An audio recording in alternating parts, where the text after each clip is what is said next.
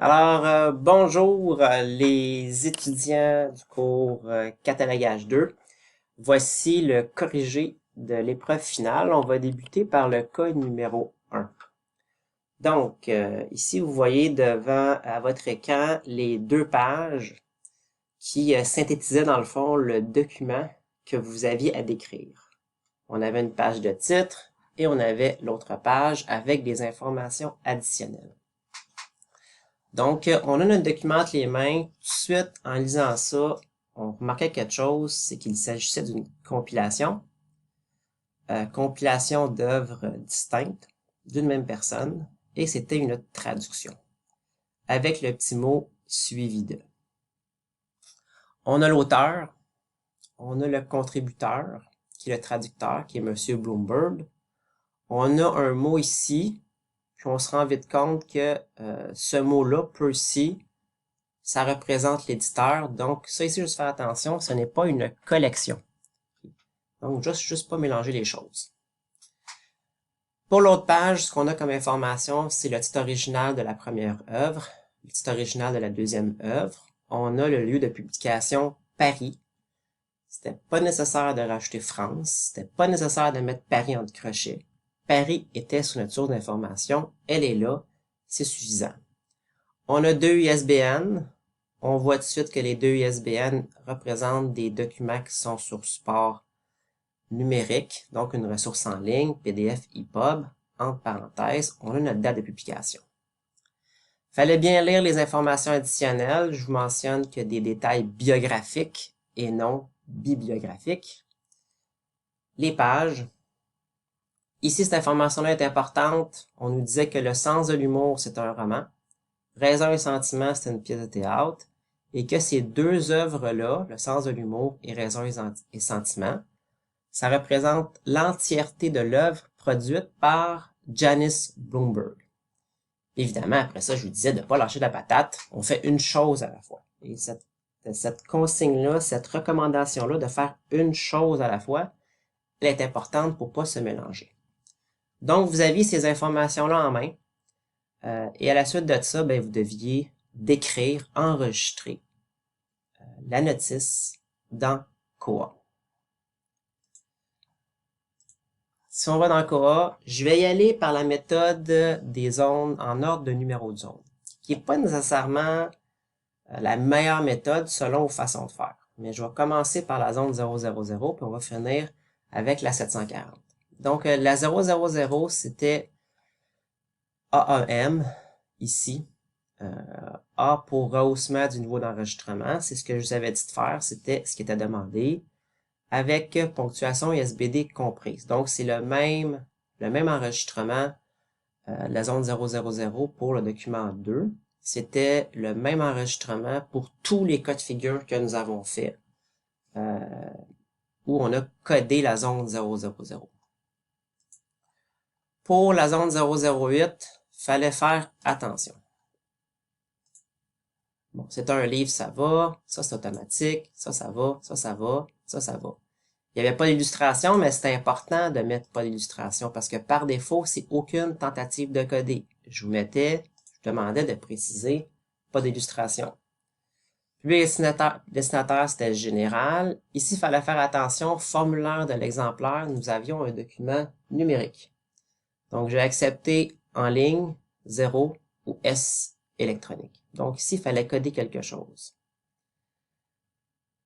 Pour le genre littéraire, on ne pouvait pas mettre théâtre et on pouvait pas mettre roman. Il fallait mettre genre multiple parce que le document contient un roman et une pièce de théâtre. Et il fallait coder contient des informations biographiques parce que c'était dans les informations additionnelles. Ici, la langue, là, c'est pas la langue du document d'origine, c'est la langue de description. Donc, il fallait mettre FRE. Si on continue avec nos identifiants, nos ISBN, bien important, on avait deux ISBN, donc deux zones 020. On avait un qualificatif en $Q. Donc, il fallait mettre PDF dans le premier, EPUB dans le deuxième.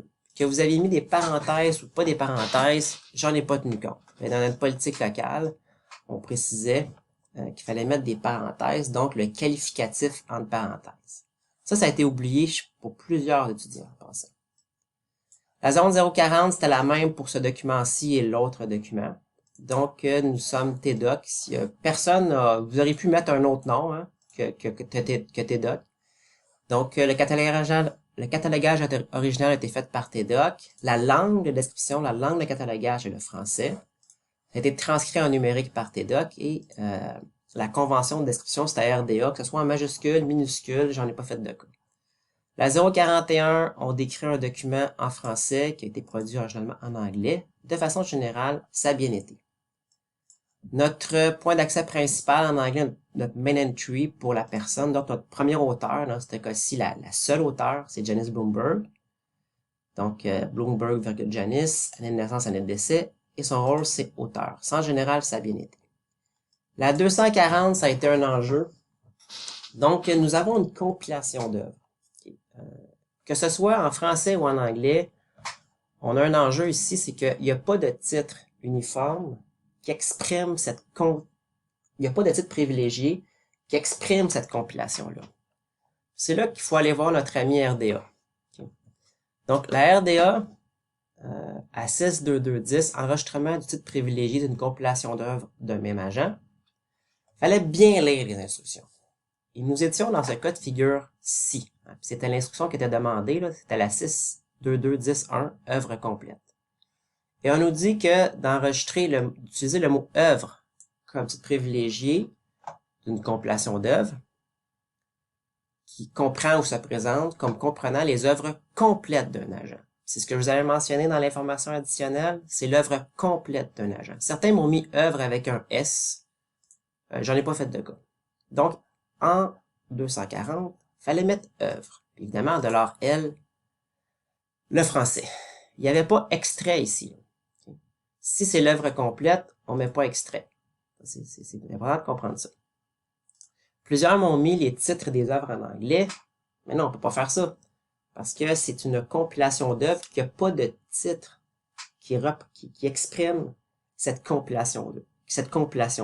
C'était, écoutez, c'est le principe ici, là, c'était le même principe que Noces de sang, le cas numéro 24, qui était aussi une compilation d'œuvres distinctes, traduites, avec un suivi d'eux.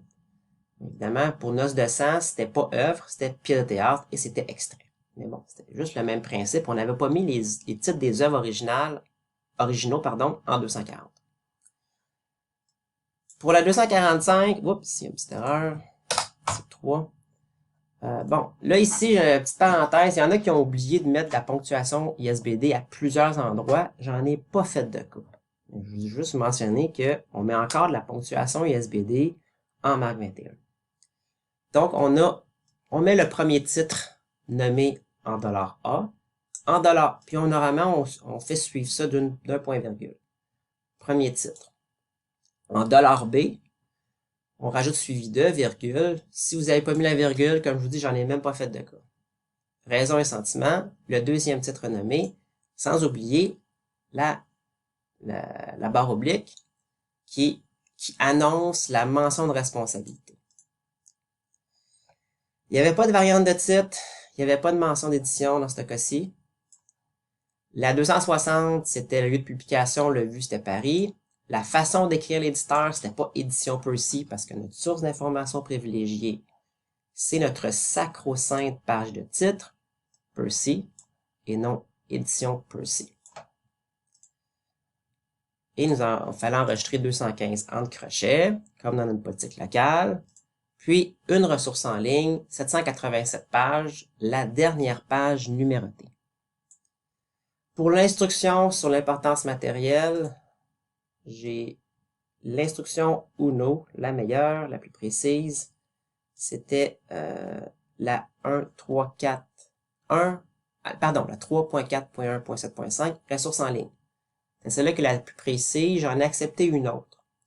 Je me souviens pas exactement laquelle, mais j'en ai accepté une autre, mais j'ai pas accordé tous les points dans ce cas-là.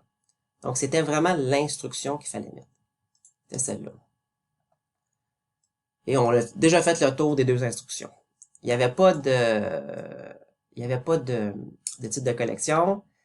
Il n'y avait pas de zone 500. En 504, il n'y en avait pas. 505, il ne fallait pas faire une note de dépouillement hein, pour les deux œuvres. Les deux œuvres étaient toutes dans la 245. Donc, on ne fait pas de note, on fait pas de 505. On avait une 700 pour notre ami le traducteur, très important, qu'est-ce qu'on ferait sans un traducteur? Donc ici, c'est virgule. Donc, mais vu qu'on avait des œuvres écrites dans une autre langue, il fallait créer deux points d'accès auteur-titre. Une pour Sens de l'humour, puis une pour Reason and Feelings. Donc, qui sont écrites pas mal de la même façon. La seule différence, c'est le titre qui est différent et on ne mettrait pas les articles initiaux. Ça, j'ai pénalisé. Donc, on ne mettait pas les articles initiaux, c'était dans notre politique locale. Et en 740, il fallait mettre la deuxième œuvre nommée. Et raison et sentiment, là, elle ne va pas se ramasser dans un index. Parce que ici, notre ami, l'ordinateur, il pense que c'est un complément du titre. En réalité, c'est un titre. Donc, on la rajoute en 740. Donc, il fallait pas oublier 740, une 740 pour le deuxième titre nommé. Il n'y avait pas de 765. On n'en créait pas. Parce qu'il n'y a pas de traduction, pardon, pour cette compilation-là. C'est les deux œuvres distinctes qui sont traduites. Excusez. Donc, il n'y avait pas de traduction. Donc, ça faisait le tour du cas numéro 1. Après ça, je vais faire un autre enregistrement pour le cas numéro